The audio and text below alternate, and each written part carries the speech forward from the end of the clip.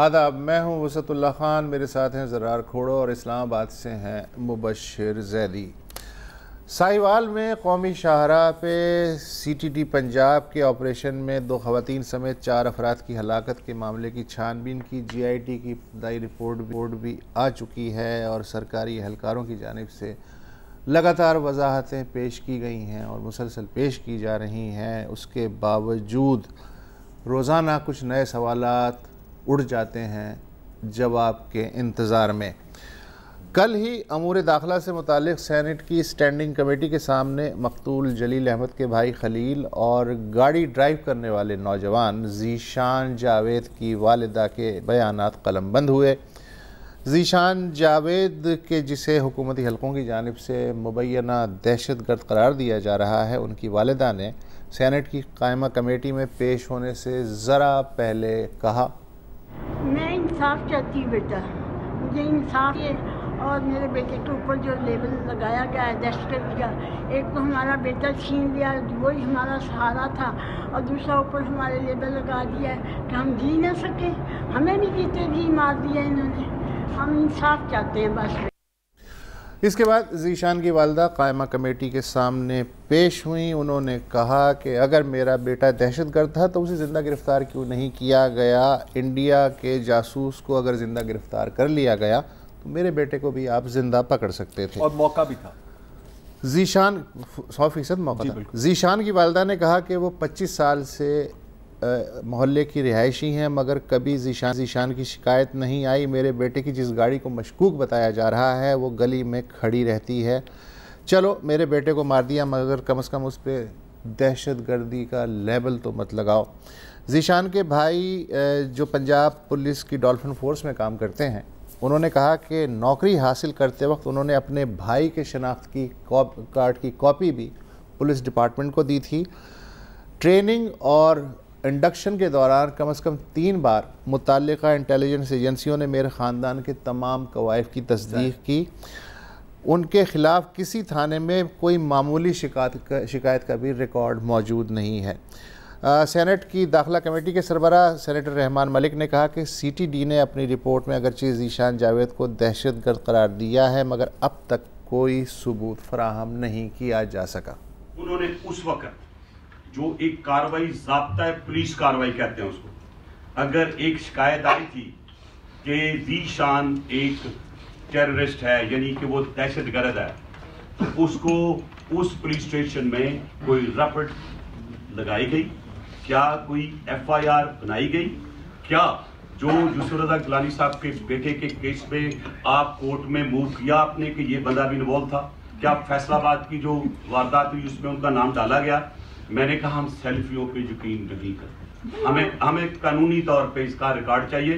यहीं पे IG आया हुआ था, होम सेक्रेटरी भी थे, और उन्हें अंडरटेकिंग दी है कि 30 दिन में हम फैसला करके इन्वेस्टिगेशन करके देंगे। बहरहाल क्योंकि हम फेडरल गवर्नमेंट की तरफ देखते हैं, फेडरल गवर्नमेंट की ड्यूटी लगी है कि 30 डेज में हमें इसकी क्लैरिटी दें कि ज़ीशान को टेररिस्ट कैसे बनाया गया, वो टेररिस्ट है या नहीं है। लेकिन अभी क्योंकि कोई बंदा प्रूव नहीं हुआ मुजरम, तो हम उसको इनोसेंट डिक्लेयर करेंगे जब तक हमारे पास रिकॉर्ड नहीं आएगा। ये थी कल की बातें। आज भी सेनेट की इंसानी हुकूक कमेटी में साहिवाल केस जो है वो उछला और इस पर गुफ्तगू हुई। पंजाब के एडिशनल चीफ सेक्रेटरी भी वहाँ पेश हुए। मुबशिर जैदी इस्लामाबाद में मौजूद हैं। मुबशिर जैदी, आपके पास जो भी तफसीलात हैं बराए करम बताइए। जी वसत साहब, JIT का अगर किसी को ज़रा सा भी शायबा था कि वो किसी जानिब जा रही है, तो आज जो ब्रीफिंग दी है additional home secretary Punjab Fazeel Asghar ने, वो सबका जो है वो दूर हो जाना चाहिए, क्योंकि उन्होंने 2-3 बातें इंपॉर्टेंट की। सबसे पहले तो उन्होंने कहा जी मैं एडवांस में आपको बता रहा हूँ JIT की फाइंडिंग, यानी अभी JIT ख़त्म नहीं हुई है, मगर उन्होंने कहा एडवांस में बता रहा हूँ कि ड्राइवर जो है ज़ीशान जो चला रहा था गाड़ी का, वो एक दहशतगर्द है, और खलील और उसकी फैमिली जो है वो बेगुनाह है, और बाकी जो अहलकार है वो उनको जो है रिस्पॉन्सिबल, इसमें ज़िम्मेदार करार दे दिया जाएगा। तो उन्होंने ये कह के कहा कि मैं आपको एडवांस में JIT के फाइंडिंग बता रहा हूँ। बहुत खूब। फिर उन्होंने ये कहा कि जो बच्चे उमैर है जो सर्वाइवर था और जिसकी स्टेटमेंट के बाद ये सारा कुछ हुआ, उन्होंने कहा जी वो स्टेटमेंट ही गलत है, और वो बच्चा है, उसकी बात पे क्या वो करना और जज्बाती है, तो लिहाजा हम उसकी स्टेटमेंट जो है वो JIT देखेगी। अगर कुछ निकल आया तो ठीक है, वरना बच्चे की स्टेटमेंट मुझे तो गलत लग रही है। उसके अलावा फिर उन्होंने ये भी कहा, आपको याद होगा CTD ने कहा था कि ये एक मुश्तरका CTD और ISI का ऑपरेशन था, और जो पहली FIR दर्ज हुई थी इसकी, उसमें ये कहा गया कि 16 कानून नाफिज करने वाले इदारों के जो कारकुन हैं उन्होंने इसमें हिस्सा लिया। आज जो उन्होंने कहा जी 16 बोला कोई नहीं थे, टोटल 6 लोग थे इस ऑपरेशन में, जिसमें एक सब इंस्पेक्टर था और 5 जो है कांस्टेबल थे, बस यही थे। तो जो FIR में 16 थे वो आज 6 हो गए। उसके अलावा उन्होंने ये कहा फाइनली कि जनाब मैं आपको बता देता हूँ कि ज़ीशान का जो है हमने अफ़गानिस्तान से 1-2 कॉलें ट्रैक की थी, जिसमें जो अदील फैसलाबाद में मारा गया उससे उसका ताल्लुक़ साबित हुआ है। और उन्होंने कहा बड़ी मज़े की डिटेल्स दी। उन्होंने कहा कि 19 दिसंबर को ये जो गाड़ी पहली दफ़ा हमने जब लोकेट की थी तो ये ज़ीशान की गाड़ी जो है वहीं फैसलाबाद में कहीं खड़ी हुई थी, मगर 19 दिसंबर को ये जो है गाड़ी अचानक गायब हो गई। और जो 8000 CCTV कैमरास हैं लाहौर के, जब ये लाहौर तक आई उसके बाद गायब हो गई, और 8000 CCTV कैमरास में ये कहीं नज़र नहीं आई। मगर 9:30 बजे जो है मांगा मंडी में एक दफ़ा फिर ये नज़र आई, एक आध रोज़ के बाद। और फिर उन्होंने कहा लेकिन हमें 1 घंटा लगा कि हम ये कन्वे करें कि जनाब इस गाड़ी को दे, इसको रोकें, मगर तब तक वो गाड़ी साहिवाल की तरफ निकल चुकी थी। ठीक है, उन्होंने ये कहा कि मैसेज तो ये डिले हो गया, और उन्होंने ये कहा कि जी ये समझा गया कि इस गाड़ी में जितने लोग बैठे हुए हैं वो सब के सब खुदकुश जैकेट पहने हुए हैं, और जिसकी वजह से जो है ज़ाहिर है अहलकारों को उन्हें शूट करना पड़ा बजाय इसके कि ये उनको अरेस्ट कर दे। और उन्होंने कहा कि जी लेकिन मैं आपको बताना चाहता हूँ कि ज़ीशान ने जो है वो फायर किया पहले लोगों के ऊपर, मगर ये जो है उन्होंने कहा लेकिन फिर भी आप लोग इंतज़ार तो कर लेना, JIT रिपोर्ट का भी एक फॉर्मेलिटी है तो है। मगर इस पर जो सेनेटर बैरिस्टर मोहम्मद सैफ हैं, उनका लीगल बैकग्राउंड भी है, उन्होंने ये कहा कि मैं ये समझने से कासिर हूँ कि एक बच्चा जिसके साथ इतना बड़ा वाक़या हो गया है और वो फौरी एक स्टेटमेंट आती है तो वो क्यों कर झूठ बोल सकता है। तो फिर उन्होंने इसकी मुमासलत भी की कि मुझे तो लग रहा है कि जी जनाब ये तो राव अनवार वाला ही केस लग रहा है, और उन्होंने कहा कि पुलिस को तो होना ही नहीं चाहिए था JIT के अंदर क्योंकि उनके ऊपर इल्ज़ाम है। तो मतलब ये जो इनिशियल फैक्ट्स थे वो सब के सब आज उलट गए। जो अहलकार हैं वो 16 से 6 हो गए, और सब के सब वो एक सब इंस्पेक्टर और 5 कांस्टेबल्स पे चीज़ें डाल दी गई, बच्चे की स्टेटमेंट निगेट हो गई। और साथ ही उन्होंने कहा बाकी जी एडवांस में मैंने आपको बता दिया कि JIT की क्या फाइंडिंग होगी, तो ये किस्सा हुआ। तो मतलब फिर इसकी नतीजा तो काफी क्लियर है, ज़ीशान दहशतगर्द बनेगा और कुछ लोगों को ये बिल्कुल ऐसा ही है कि समरी कोर्ट में उन्होंने कहा जज साहब ने 5 मिनट के अंदर आप बयान मुकम्मल करें, हमें आपको सजा भी सुनानी है। ये कुछ ऐसा ही है। अच्छा, उनके जो फैमिली है जरा फाइनली उनकी जो फैमिली है आज भी उन्हें ये कहा जा रहा है कि जनाब आप वहाँ आकर के जो है अपनी स्टेटमेंट रिकॉर्ड कराएं साहिवाल में, जबकि वो फैमिली ने आज कह दिया कि भाई हम लोग तो यहीं हैं, आप यहाँ आकर के हमारी स्टेटमेंट रिकॉर्ड कर लें। मगर आज जब ज़ाहिर है ये तफसील आई ये एडिशनल होम चीफ सेक्रेटरी की जानिब से, तो उसके बाद तो उन्होंने कहा कि फिर आप बेहतर है कि एक जुडिशल कमीशन बना दें। जब JIT की एडवांस उन्होंने बता ही दी है तो why not make a judicial commission. तो अब यही सवाल आपसे पूछने वाला था, इनफैक्ट मैं यही बात छेड़ने वाला था कि JIT या जुडिशल कमीशन, इससे कोई फर्क पड़ेगा आपके ख्याल से? मेरा नहीं ख्याल, जो हालात आप देखें ऑलरेडी। लेकिन मुख्तसर तौर पर अगर लॉन्ग टर्म हल की बात करें तो वो है इस्लाहात, पुलिस रिफॉर्म्स। अब तीसरी कोशिश की जा रही है पंजाब में पुलिस रिफॉर्म। मैं सिर्फ इस हुकूमत की बात कर रहा हूँ। पहली कोशिश नाकाम हुई जब नासिर दुरानी साहब ने इस्तीफा दे दिया। दूसरी कमेटी कंट्रोवर्शियल बन गई जब पुलिस सर्विस ऑफ पाकिस्तान के जो सीनियर पुलिस अफसर हैं उन्होंने कहा कि सर आपने ब्यूरोक्रेट को हेड ऑफ द कमेटी बना दिया, ये क्या बात है। तो 2 ही मीटिंग्स हुई उसकी और कोई सफाशात सामने नहीं आई। अब तीसरी कोशिश की जा रही है जिसमें अगेन पंजाब और खैबर पख्तूनख्वा के चीफ सेक्रेटरी हैं, इंटीरियर सेक्रेटरी है और principal secretary to the PM है। 2 एक आईजीपी भी है और केपी की भी आईजीपी है, लेकिन है ब्यूरोक्रेट हेवी। तो जितने भी साबिक पुलिस अफसरान से मेरी बात हुई है, जैसे खालिद फारूक साहब साबिक आईजी पंजाब, तो उनका कहना है कि सर ब्यूरोक्रेसी से रिफॉर्म नहीं आ सकती। ज़्यादा से ज़्यादा क्या सिफारिशात पेश होगी कि सर एक कंप्लेंट कमेटी बना देते हैं। ठीक, ये बात। अब वक्फा ले लें सर।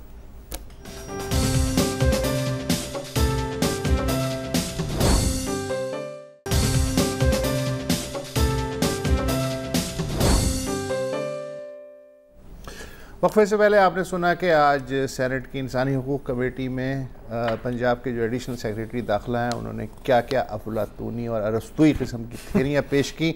मुबशिर, और कोई बात है उस स्टैंडिंग कमेटी के इजलास के बारे में? जी वो सर साहब, एक सिर्फ बात ऐड करनी थी, क्योंकि फैमिली से आज कहा गया कि जनाब आप जाकर के शनाख्त परेड कर लें कि वो लोग कौन थे।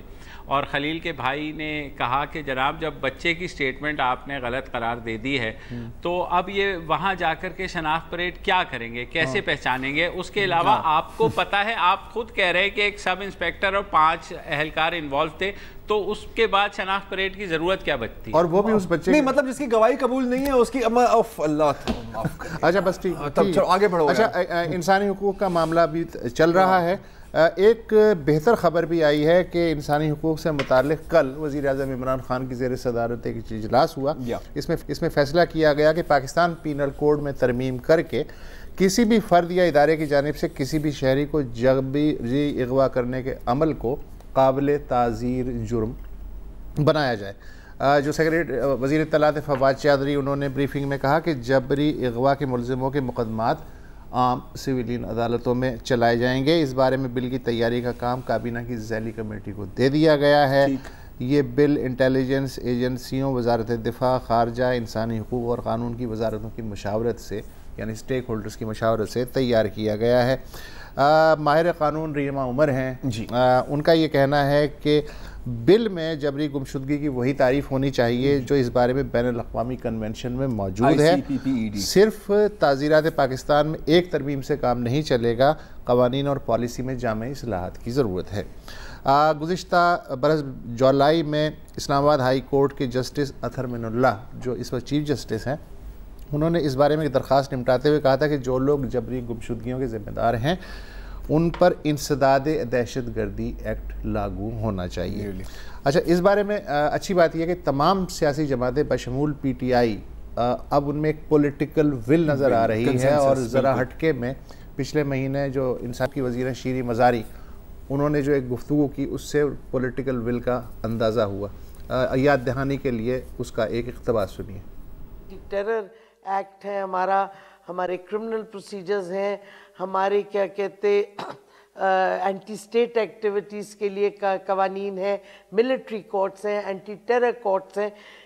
कोई वजह नहीं है कि आप रात के अंधेरों में लोगों को उठा लें और गायब कर दें, और उनकी फैमिलीज़ जिनका कोई, अगर उन लोगों ने जिनको आप उठाते हैं उन्होंने कोई कानून तोड़ा है लेकिन उनकी फैमिलीज़ ने तो कुछ नहीं किया, उनको क्यों सालों साल ये बर्दाश्त करना और ये सफ़र करना है कि उनको पता ही नहीं किधर किसी का बेटा किधर गायब है, किसी का बाप, किसी का शौहर किधर गायब है। ये इंसानी हकूक़ के बहुत ख़िलाफ़ है। और हम समझते हैं अगर हमने पाकिस्तान को सही मानों में एक मजबूत जमहूरी रियासत बनाना है तो हमें ये कदम लेना पड़ेगा इनफोर्स डिसअपीयरेंसेस को ख़त्म करने का। हम समझते हैं वक्त आ गया है कि पहले तो हम एक क्या कहते इनफोर्स डिसअपीयरेंसेस का जो कन्वेंशन है उस पे अगर रियासत सिर्फ दस्तखत करे, यानी कि रेटिफाई नहीं, सिर्फ साइन करे 3 रिजर्वेशंस के साथ, क्योंकि कई क्लॉजेस उस कन्वेंशन के बिल्कुल एक्सेप्टेबल किसी को भी नहीं होंगे, जमहूरियत में भी नहीं होंगे। तो हम समझते हैं कि पहला स्टेप अगर हुकूमत, हमारी ये मिनिस्ट्री की एडवाइस है कि इस पे दस्तखत कर दे, तो इससे एक इंटेंशन हुकूमत का वाज़े हो जाता है पूरी दुनिया में और अपने लोगों के लिए भी कि हम इस पे आगे बढ़ रहे हैं। दूसरा, हम समझते हैं कि फिर सारे स्टेक होल्डर्स को ऑन बोर्ड लेना पड़ेगा। अगर हमने कामयाबी इस चीज़ को ख़त्म करने के लिए कामयाबी हासिल करनी है, फिर हमें सारे स्टेक होल्डर्स को ऑन बोर्ड लेना होगा। आपकी एजेंसीज़ हैं, आपके सिक्योरिटी इदारे हैं, आपके मिसिंग पर्सनस के वकला हैं, सिविल सोसाइटी है, सबको आप एक ऑन बोर्ड लेके आप एक ट्रूथ एंड रिकन्सिलिएशन कमीशन बनाएं, जो जैसे चिली में बना था। उनका भी बिल्कुल हमारे जैसा एक्सपीरियंस था और उन्होंने बनाया ताकि क्लोजर आए फैमिलीज़ को। जिन फैमिलीज़ को सालों साल नहीं पता किधर है उनके लव्ड वंस, उनको क्लोजर देना पड़ेगा। और इसके बाद आपको आप रेटिफाई कर सकते हैं। जब सारे स्टेक होल्डर्स मान जाएं इस कन्वेंशन को, फिर आप रेटिफाई करें, क्योंकि एक दफ़ा जब आप रेटिफाई कर जाएंगे तो फिर आपको अपने कवानीन उसके मुताबिक अपग्रेड करने होंगे। अच्छा, अब जाहिर है कि हम दूध के जले हैं तो हम तो भाप को भी फूंकेंगे, और जब ये चीज़ एक तहरीरी शक्ल में आएगी हमारे सामने तो इस पर हम बात करेंगे। लेकिन अभी के लिए and I think I speak for all of us, appreciate करने की ज़रूरत है क्योंकि कम से कम एक इंटेंशन और एक काम शुरू हुआ है। अच्छा, मेरी नज़र में अप्रिशिएट इसलिए भी करना चाहिए, आपने बिल्कुल सही कहा कि पॉलिटिकल विल है, लेकिन पॉलिटिकल डिविडेंड तो इसका कम ही मिलेगा ना आपको, क्योंकि कहने का मतलब है कि अगर नहीं भी करो तो कौन पूछेगा। बीएनपी इंटरनेशनल स्टिग्मा है, इंटरनेशनल स्टिग्मा है, ठीक है, वो तो पहले, और वो फिर काउंट करता है। ओके फाइन, वो काउंट करता है, लेकिन अगेन एज दे से ऑल पॉलिटिक्स इज लोकल, ठीक है। तो बीएनपी बिल्कुल उनकी एक शिक थी है कि this is one of our conditions, लेकिन ओवरऑल अगर आप ना भी इस तरह की बात करें, अगर आप ना भी लेजिस्लेशन लाएं, कोई इतना फर्क नहीं पड़ता। So I think that this is a very good move and well intentioned है। अभी के लिए तो इसको फेस वैल्यू पर ही लेना चाहिए। क्यों मुबशर? बिल्कुल, क्योंकि 15 साल से ये मसला बार बार किसी ना किसी अदालत में उठता रहा है और अदालतें बार बार एक ही दरख्वास्त करती रही हैं कि जनाब आप अगर वो क्रिमिनल है या दहशतगर्द है तो आप अदालत में पेश करें, चालान दें ताकि उसको सज़ा दी जाए।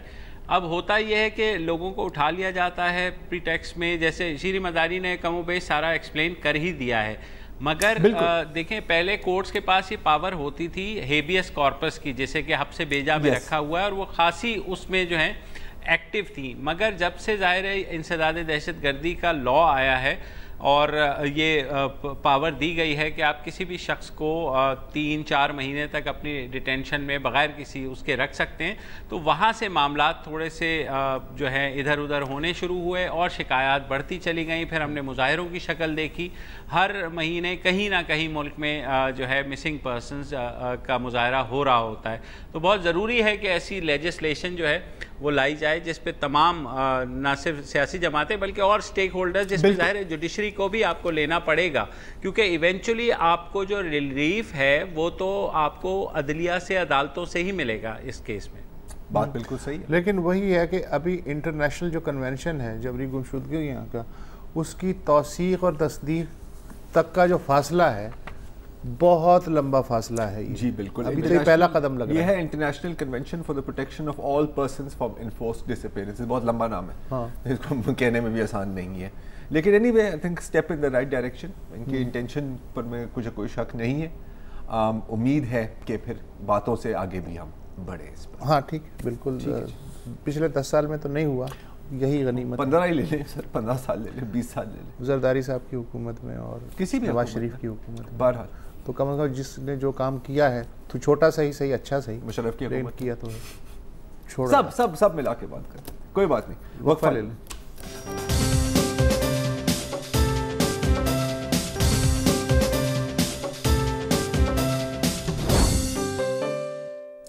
मेरे अजीज हम वतनों, हम सबको पता है कि इस खित्ते में पाकिस्तान और भारत के बीच में एक आर्म्स रेस चल रही है, काफ़ी सालों से चल रही है। हम गौरी लाते हैं तो वो रूस से S-400 मिसाइल डिफेंस सिस्टम ख़रीद लेते हैं, काफ़ी लंबे नोट हैं न्यू दिल्ली वालों के पास। हम वो कोल्ड स्टार्ट की बात करते हैं तो हम short range nuclear capable missile test करते हैं, नसर। यानी कि ईंट का जवाब पत्थर से दिया जाएगा। भारतीय भाइयों, हल्का मत लें।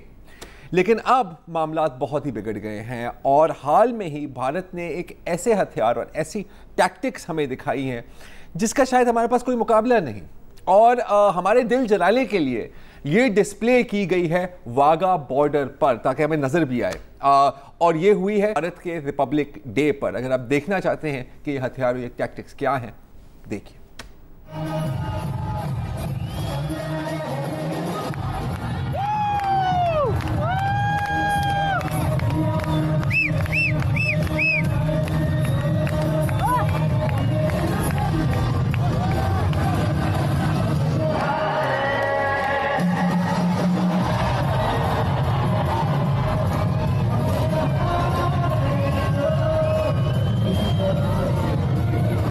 जी हाँ, तो सवाल उठता है, जो मेरे ज़हन में सवाल आया कि यार हम बॉलीवुड सिक्योरिटी फोर्स के एलीट कमांडोज का मुकाबला कैसे कर सकते हैं? क्या हमारे पास ये सलाहियत है?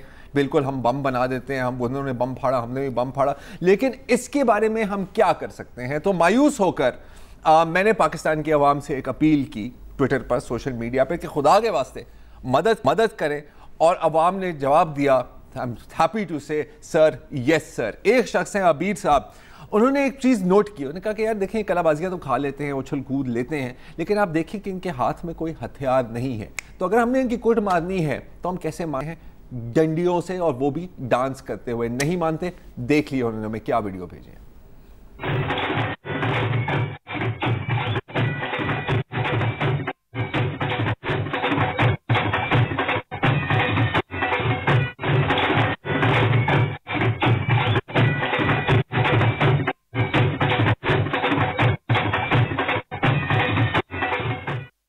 तो ये है एक तरीका। अब जाहिर है कि जैसे आप लोगों से पूछा तो लोगों ने कहा कि सर लुडी है हमारे पास भंगड़ा है, हमारे पास झूमर है, लेकिन अगर आप मेरे से पूछें तो अतन का मेरी नज़र में कोई मुकाबला नहीं है। ये देखिए, जो खैबर पख्तूनख्वा के स्टूडेंट्स यहाँ पर अतन डांस कर रहे हैं अपनी किसी फंक्शन में, यही मेरा ख्याल है कि वरुण धावन और उसके एलीट कमांडोज का मुकाबला कर सकते हैं।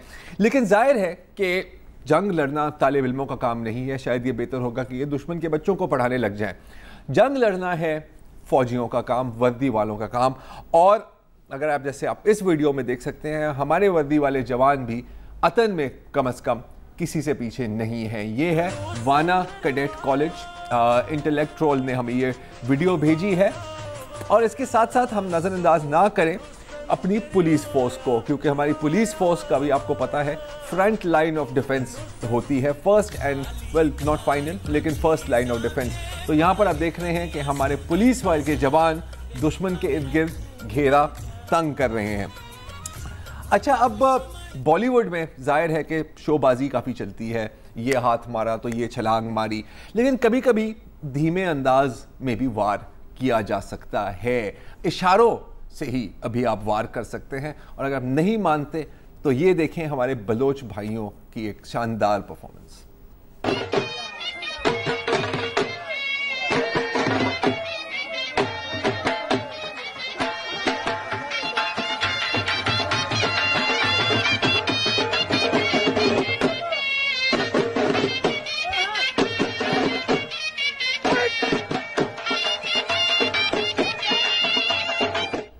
जिसको कहते हैं लेस इज मोर।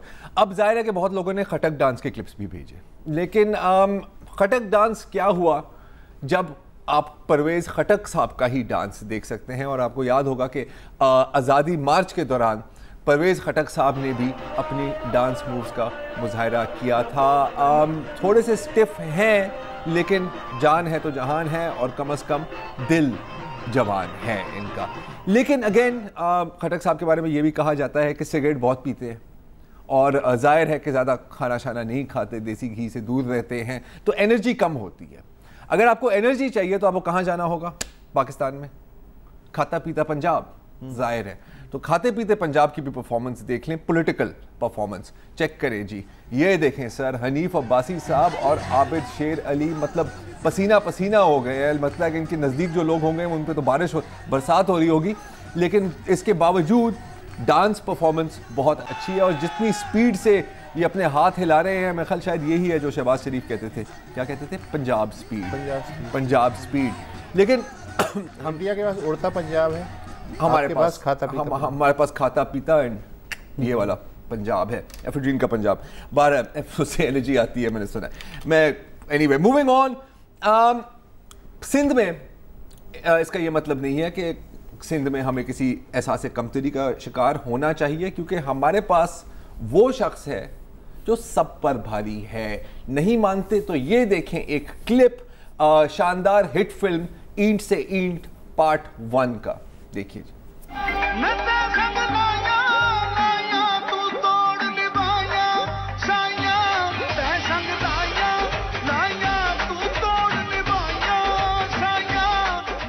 ये है अब जाहिर है कि जब हम सियासतदानों की बात कर रहे हैं तो लोग कहेंगे कि सर मतलब सियासतदानों पर तो कोई भी बात कर सकता है यार, इसमें क्या आपने बड़ी बात की है। और क्योंकि पाकिस्तान है तो सिविल मिलिट्री रिलेशंस पर भी थोड़ा सा गौर करना चाहिए।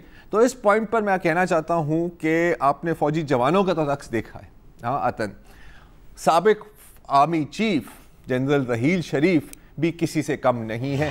ये आप देखें कि अपने फेलो सोल्जर्स के साथ उनका डांस है। इनका सिर्फ ये डांस नहीं है, इनका बहुत मशहूर ज़माना मेहंदी पर भी आया था, बचना है हसीनों पर एंट्री मारी थी और कद बुत भी माशाल्लाह बहुत अच्छा है, तो सही उनकी फिट हुई थी। और वो है, लेकिन सर वो प्राइवेट फंक्शन है, मुझे थोड़ा सा इसलिए मैंने मुशर्रफ की भी मैंने नहीं लगाई, वो भी किसी मेहंदी की तस्वीर है, इट्स जस्ट अ थिंग। और फिर इनका एक शॉर्ट डांस भी है, अगर आपने देखा हो, सऊदी अरब में।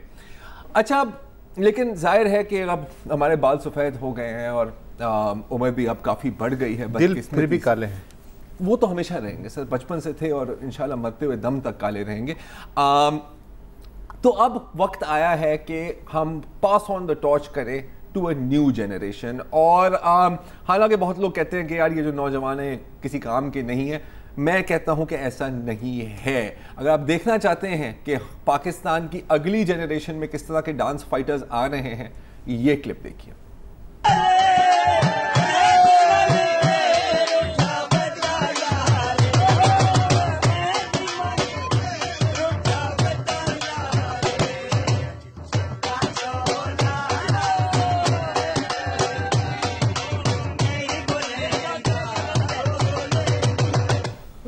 और अगर इसके बाद भी भारत वाले दोस्त बाज नहीं आए तो फिर हमारे पास कोई ऑप्शन नहीं रहेगी।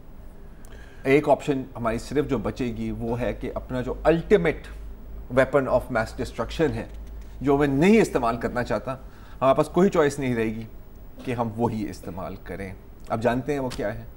नहीं, देखिए।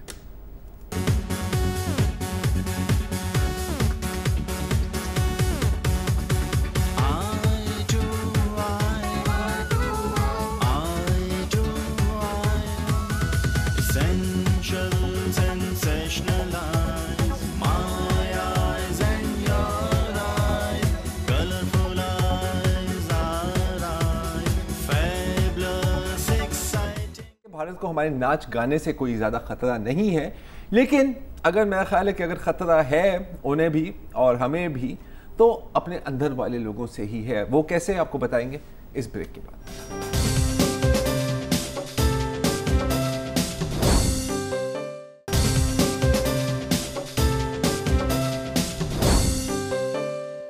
Welcome back.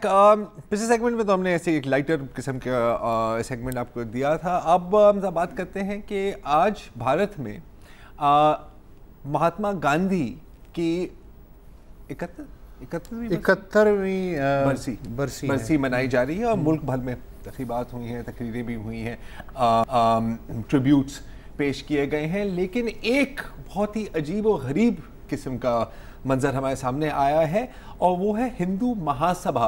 एक ग्रुप है, एक एक्सट्रीमिस्ट राइट विंग किस्म का हिंदुत्व ग्रुप है। 1915 में ये ग्रुप कायम हुआ था, अगर मैं याद ताज़ा है। उन्होंने महात्मा गांधी की बरसी एक बहुत ही निराले अंदाज में मनाई है कि गांधी को ट्रिब्यूट नहीं दिया, नथुराम गोडसे जिस गांधी को कत्ल किया था उसको ट्रिब्यूट पेश किया है। और बाकायदा गांधी साहब की एक, जैसे ये फुटेज आप देख रहे होंगे, एक मूर्ति किस्म की बनाई, उसके ऊपर तस्वीर लगाई और फिर उसको गोली मारी और उसमें से आप देख रहे हैं कि खून निकलता है। और उसके बाद फिर उसको जला भी दिया। हर जगह ये है जो गोली चला रही हैं जो साहिबा, ये हैं पूजा शकुन पांडे, जो हिंदू महासभा की नेशनल सेक्रेटरी हैं। अच्छा, हर साल इनका ये होता है, पूजा भी करते हैं गोडसे की स्टैचू की। इस साल ये थोड़ा सा आगे निकल गए हैं और इनफैक्ट जब ये फोटोशूट चल रही थी तो पांडे साहिबा इतनी एक्साइट हो गई थी कि वो बंदूक ही चलाने लगी थी। ये जरा क्लिप देखिए उनका। नाथुराम गोडसे अमर रहे, महात्मा नाथुराम गोडसे अमर रहे। अखिल भारत हिंदू महासभा अकेले रहेंगे गांधी जी, अकेले चल रहे हैं। महात्मा नाथुराम गोडसे, महात्मा नाथुराम गोडसे। अच्छा, वैसे वीडियो वायरल हुई तो इसके बाद कोई 13 लोगों के खिलाफ केस भी दर्ज हुए हैं, लेकिन अभी तक कोई गिरफ्तारियां नहीं हुई। इंटरेस्टिंग बात यह भी है कि एक बहुत बड़ा तबका है, मैं सोशल मीडिया पर ये देख रहा था, जो एक्चुअली अप्रिशिएट भी कर रहे थे कि चीर ने तो क्या गलती की है। हाँ। गांधी ना होता तो ये अभी एक मुल्क होता, अखंड भारत होती है वगैरह वगैरह। ये भी सिलसिला चल रहा है। उनके पास अलग वजूहात हैं, लेकिन बहुत कम शायद लोगों को मालूम है तारीख के एतबार से कि 30 जनवरी 1948 को जब गांधी को गोली मारी गई और पाकिस्तान में ये ख़बर पहुंची तो गवर्नर जनरल कायद आज़म मोहम्मद अली जिन्ना ने एक ताज़ियती पैगाम जारी किया और उसमें गांधी के लिए की खिदमात को खराज तहसीन पेश करते हुए इस्तेमाल किया द ग्रेट इंडियन लीडर, और पाकिस्तान का कौमी परचम एक दिन के लिए सुरनगू हुआ था गांधी की उस पर मौत पे। कोर्स में अलबत्ता हम देखें तो अलग अजीब करीब कैरिकेचर है, बल्कि उसका असर ये हुआ है कि मैंने भावलपुर में, पुराने भावलपुर में एक गली में गया तो वहाँ लिखा हुआ था गंदी गली। मैंने कहा ये गंदी गली क्या मतलब है? हर दुकान पे लिखा हुआ था इम्तियाज़ टेलर गंदी गली है, यूनस हलवाई गंदी गली। मैंने कहा मामूली गली ये क्या चक्कर है? तो उसने कहा कि जी ये बेसिकली गांधी गली थी। तो उन्होंने एक हुब्बुल वतनी का इजहार इस तरह किया कि गांधी को उन्होंने गंदी गली कर दिया। तो इस तरह के कैरेक्टर्स जो हैं वो दोनों ममालिक में पाए जाते हैं। अच्छा, अलीगढ़ यूनिवर्सिटी में आज भी कायद आज़म मोहम्मद अली जिन्ना की तस्वीर लगी हुई है यूनियन हॉल में। उस पर बहुत प्रोटेस्ट हुआ था, लेकिन यह है कि यूनिवर्सिटी ने स्टैंड लिया कि ठीक है आपको इख्तलाफात से ही कुछ भी, लेकिन वो बहरहाल हिंदुस्तान का लीडर था। तो मेरा ख्याल है कि ये स्प्रेड भी होनी चाहिए। नहीं, बिल्कुल। देखिए, अब मतलब जैसी दुनिया आगे बढ़ती है तो जिस नज़र से आप तारीख को देखते हैं वो भी चेंज होती रहती है। जैसे कि हाल में ही अगर हम अफ्रीका की बात करें, गांधी की बात करें, तो कुछ यूनिवर्सिटीज़ में खल कीनिया में शायद, या मुझे मेरा ख्याल सेरालियोन की बात, सेरालियोन की बात है, तो वहाँ पर जो गांधी की जो मुजस्मे बने हुए हैं उनको हटाया गया है क्योंकि उन्होंने कहा कि ये अफ्रीकनों के बारे में काफ़ी बुरा भला कहते थे। लेकिन चले, वो एक अलग वक्त था, ये एक अलग वक्त है। बहरहाल जो अपनी तारीख है उसको सोचने समझना भी चाहिए और इस तरह के जो लोग हैं उनको भी देखना चाहिए। तारीख को तारीख के तौर पर ले लीजिए। आज के लिए इतना ही जी, अपना ख्याल रखें। अस्सलाम वालेकुम। अगर आपको हमारे शो पसंद आया है तो प्लीज़ हमारे YouTube चैनल को सब्सक्राइब करें और अगर मुनासिब समझे तो इस वीडियो को लाइक भी कर लें, तो कोई हर्ज नहीं है, और शेयर भी कर लें और कमेंट भी कर दें, वरना वो सब ऐसे ही लिखते रहेंगे। और ये जो दोनों कह रहे हैं ये कर लें जी प्लीज़, नहीं तो हमें भी घर जाना है, मैं आपके कंप्यूटर में नहीं रहना 24 घंटे। सही बात।